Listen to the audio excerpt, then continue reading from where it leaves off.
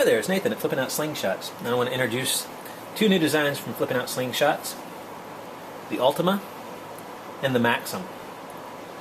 So, give you a little history on how these slingshots came to be. I think we all remember the Chalice, designed by Dayhiker. Dayhiker and I collaborated on this past summer, built a limited edition of 20 of these, where I added a palm swell. What that palm swell did was that it took the design that Dayhiker had, which really pulled the hand into place and gave a little bit more full contact through the palm. Well, I found that to be really effective. And as such, I really started working with this palm, and we can see here that the palm swells started growing. I thought I had a great slingshot, but one thing that I was really missing was thumb and forefinger locators that you find on the Axiom and Omega. The Maxim and Omega, they're certainly known for their positive hand placement. The full palm swell, the narrow waist, the thumb and forefinger grooves, puts your hand in the same spot just about every time for consistency. Well, I took that a couple of steps further, and the Maxim was born. So the Maxim is really similar to the Axiom. It's the Axiom's counterpoint. You can see it's similar size, 2 inches between the forks, about the same length. But what's different about these is that the combination of this very narrow waist, full palm,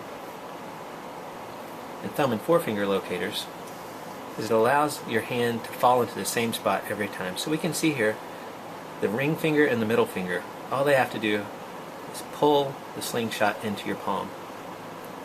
The forefinger and thumb fall naturally into place. Full palm swell locks your palm in. You've got multiple points of contact for very positive hand placement. When you draw the slingshot, it pulls the slingshot into position, locking the hand into place every time. So very, very, very consistent slingshot. And that consistency comes from the ability to repeat the same hand grip every time. There's really only one way to hold this slingshot, and it puts itself right into your hand. So all of these are shown with 3G fork tips, or modifications thereof. This one's shown to shoot through the forks. This one here is set up with Chinese tubes, looped. This one's set up to shoot over the top. And this one here is just simple ball and tube, where the ability to change it is quick. So once you get your ball situated inside the tube at the length you want it, it's just a matter of popping it in and out. Now all of these 3G fork tips will require a composite core on the wooden slingshots. This one here sports 2 layers of carbon fiber, and of course these here are made of micarta, both linen micarta and paper micarta, so very tough slingshots. But everyone I've shared this slingshot with, they've found it to be very easy to shoot. They shoot it consistently, and that's all due to the way the palm swell and the forefinger and thumb grooves pull the hand into the same position every time from shot to shot. So of course these can be built in any material combination offered at FlippinOut Slingshots.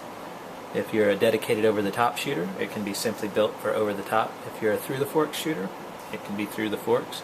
If you only want Chinese tubes, that's an option as well. So of course, with every FlippinOut Slingshot, they can be as custom as you want them to be. These will be on the website. I look forward to getting these into the hands of my fellow shooters. I think you're going to find this to be a very easy to shoot, very pleasant to hold, and a very potent shooter. So introducing the Ultima and the Maxim from FlippinOut Slingshots. Thanks for looking, and shoot 'em straight. Take care, guys.